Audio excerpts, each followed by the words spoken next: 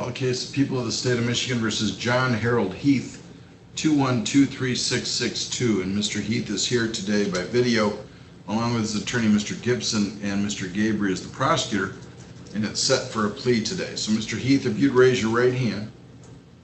Yes, sir. Do you solemnly swear or affirm the testimony you give will be the truth, the whole truth, and nothing but the truth? Yes, I do. All right, then. And what is the offer, Mr. Gabriel? Your Honor, I've spoken with Mr. Gibson, and as the court's aware, there was amended information, including 4 counts. On the court's amended information, count 4 is malicious destruction of property that occurred here in the state of Michigan and this county.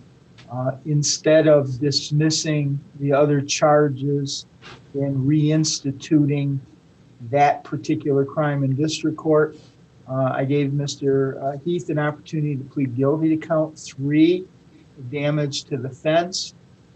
The other 2 counts or 3 counts, I would be moving to dismiss, as well as a habitual offender notice. But I do want Mr. Heath to be aware that he still may face charges for some potential criminal behavior that was initiated in Middlebury. And I talked to the chief in Middlebury. He said he submitted something to the prosecutor's office. I believe that's where those other counts should be prosecuted, if at all. So I just don't want him to feel that something further might be coming from the state of Indiana, but as of today, nothing. If that's fair. Is that correct? Is that correct, Mr. Gibson? That's my understanding. Do you understand that, Mr. Heath? Yes, I do. All right, so Mr. Heath, the offer, it was said count 3, but it's count 4, malicious destruction of personal property over 200 but less than 1,000. It's a misdemeanor punishable by up to 1 year in jail and or a fine of up to $2,000 or 3 times the amount of destruction, injury, whichever is greater. And they would dismiss the felony charges and the habitual offender notice. And I think what's critical here is what they're saying is that they could have been charged in both Indiana and Michigan, but prosecutors opting not to charge in Michigan. But Indiana still may decide to charge for any fleeing and eluding or R&O or any receiving and concealing. So do you understand that, Mr. Heath? Yes, sir, I do. So if you're charged in Indiana, you can't say, but wait a minute, I took care of this by pleading up in Michigan. We want to make it clear to you, the prosecutor wants to make it clear to you that that's not the case. You could still be charged in Indiana. Do you understand? Yes, sir. Okay. All right. So in terms of the charge of malicious destruction of personal property over 200 but less than 1,000, how do you plead? I plead guilty, sir. Has anyone promised you anything other than what we've talked about in court today? No, sir. Anybody threaten you? No, sir. You doing this of your own free will? Yes, I am. You understand if I accept your plea, you'll not have a trial of any kind, and that you'll be giving up the right you would have had at trial. Those include the right to be tried by a jury, to be presumed innocent until proven guilty, to have the prosecutor prove beyond a reasonable doubt that you are guilty, to have the witnesses against you appear at trial, to question the witnesses that appear against you, to have the court-ordered witnesses you have for the defense to appear at trial, to remain silent during the trial and to not have that silence used against you, and to testify at trial if you want to testify. You understand you're giving up all those rights? Yes, sir. Do you also understand that if your plea is accepted, you may be giving up the right to appeal certain issues that would otherwise be appealable if convicted at trial? Further, any appeal for your conviction and sentence pursuant to the plea would be by application for leave and not by right. Do you understand that? Yes, sir. All right, it's alleged that on December 29th, 2020, you were in White Pigeon Township, the county of St. Joseph in the state of Michigan. Is that true?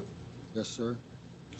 And it's alleged that at that time you did willfully and maliciously destroy or injure a fence, which was the property of a person, and the amount of destruction was over $200 but less than $1,000. What happened that makes you guilty of that? Did you strike a fence while driving? Yes, sir, I did. And were you driving in a reckless manner that caused that to happen?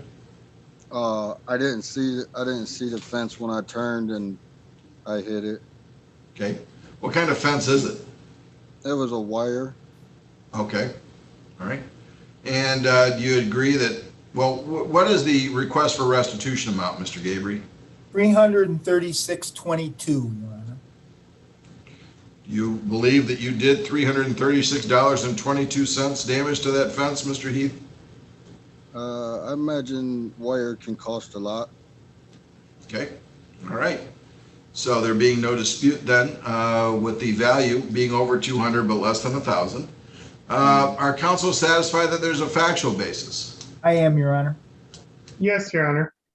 Are you the counsel aware of any of the promises, threats, or inducements? No, Your Honor. No, Your Honor. Court apply the court rule. Yes. Yes. I find the plea made is accurate, understanding, voluntary. There's a factual basis. Therefore, I accept the plea. And so it shows you were arrested the 29th of December, and you didn't bond out till the 2nd of January. So that's 29, 30, 31, 5 days. 5 days jail. And clearly there's the restitution being requested. So what else, Mr. Gabriel? Your Honor, I think that maybe Mr. Heath should be given, some fines and costs, and possibly some portion of the county's investment in Mr. Gibson should be assessed to Mr. Heath to pay. All right, Mr. Gibson, anything you'd like to add? Just that, the defendant may still have to actually face charges in Indiana for this. So, just ask the court to consider that. Thank you. All right, thank you. Mr. Heath, is there anything you'd like to add? No, sir. All right. All right. So, Mr. Heath admits, well, the allegations are that you were involved in a fleeing and eluding and a resisting, obstructing, and that began in Middlebury and then continued on into St. Joe County, and that's where you got into the accident and the fence. And so I didn't specifically ask. I didn't want to ask about anything related to that. But it's just not somebody just driving down the road and missing a turn and striking a fence. It's a little more than that. And so but I didn't want you to say anything that would damage your ability to represent yourself down in Indiana, if that were the case. So that's why I was very vague in that and just got the bare minimums. But we understand what was going on. I think 5 days, credit 5 days for malicious destruction of property. I'm amazed that the value of that fence, the only damage done was so low. It's hard to believe that you can get anything done for $300 or a little over $300, but good thing that it wasn't that bad. So $336.22 to the victim. There's the $50 mandatory state cost and $75 mandatory crime victims' rights fee for a misdemeanor. And then I'm going to order that you pay reimburse the county for the cost of Mr. Gibson's. It's determined by the state court administrator that the cost of the criminal defense is at the bottom end of the scale. They gave us a scale, but I always go with the bottom end of $527, and that will reimburse the county for the cost of Mr. Gibson and also the cost of the prosecution and everything else. So as allowed by the court rules and the statutes. So really, restitution, the time that you did, and the payment of the fines and costs. Now, Mr. Heath, we've confirmed your address, so we'll be sending you that judgment. Just make sure you get the payments in, as many as you can, within the next 56 days. If you don't make it within 56 days, whatever's unpaid increases by 20%, except for the restitution. So the restitution won't increase, but the other items would. So it's important that you pay as much as you can, as quickly as you can, okay? Sir, I've never done restitution. How do you do restitution? Okay, so the clerks, you send the payment in with the court number. Yeah. And the clerks have to apply the statutory division. So much, depending on how much you pay, so much goes to the state cost and then to the crime victims fee. You know, and then it goes to restitution, and then whatever's left goes to the county. So that's the order they break it out. So you just put down your payment and the court file number, and then send it in, and they divide it up pursuant to the statute. Okay, thank you. All right, and then they'll give you a statement showing how much you owe yet, and then just make those payments. Okay? Yep, All thank you. right, thanks, Mr. Heath.